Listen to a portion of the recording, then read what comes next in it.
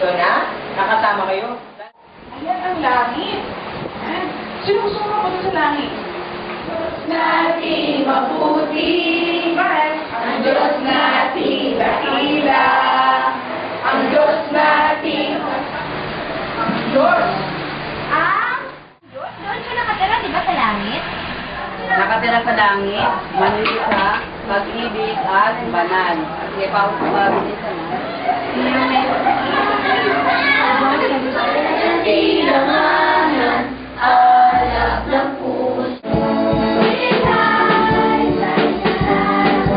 Ang librong walang sulat, ibig sabihin, itong librong ito na pinapakita sa inyo mga teachers nyo, wala siyang sulat ng mga leto. Tignan nyo, maitim na puso. Diba? Lagi nyo nakikita, pulang puso.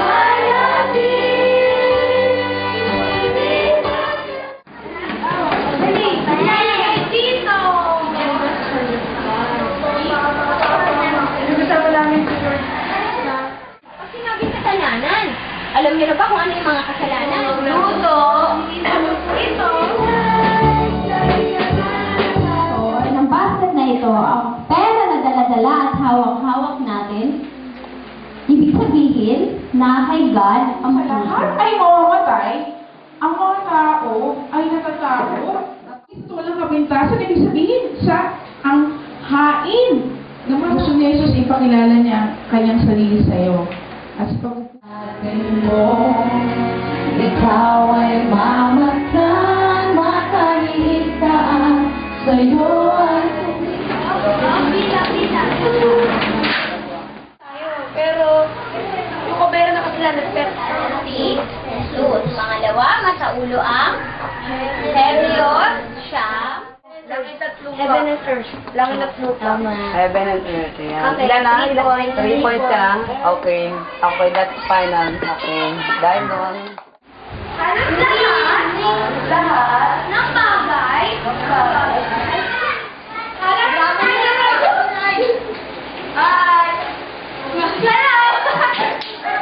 Kailangan lang ibahad asistensya mo, bawat tayo salita, bawat ang sikreto ko, Ayan! Isang kamay na lang, Bani. Ito ang aking panalangin sa pangalan ni Jesus. Amen. Tayo na magbigay. Sige, unahin ko ang grupo ng Mateo.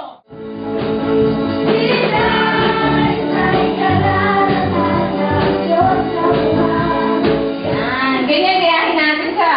Sa panga, ngiti. Yan. Sino gusto ng ganung klaseng buhay na masaya?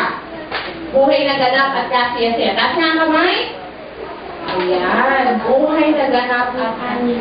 Ngayon na lang ang pag-ibig ng Diyos sa lipunan, kaya ibinigay na ang kanyang butong manok upang sumapalataya sa kanya hindi makalong, kundi magkaroon ng buhay na walang hanggan. Sino nakakaalam? Pangalawang katangian ni Jesus. Jesus ay, una, di ba, perpektong anak ng Diyos. Siya, ibig sabihin ng perpekto, naman. Walang kasalanan. Walang kasalanan, di ba? Malinis na puso. Maraming salamat sa iyo, sa kaligtasan at buhay na walang gan na meron kaming lahat sa araw na ito. Sa pangalan ni Jesus, Amen. Ngayon na meron Ay magsabi, Diyos ay Siyam. 20. Dalawa.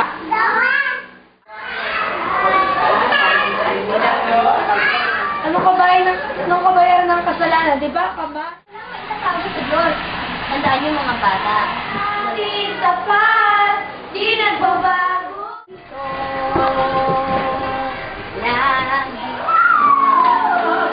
Ay, God!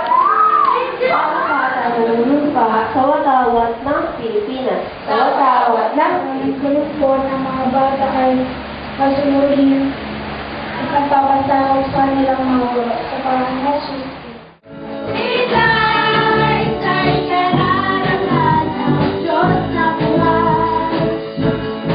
dalawa, tatlo. Hallelujah! Isa pa, isa, dalawa, tatlo. Hallelujah!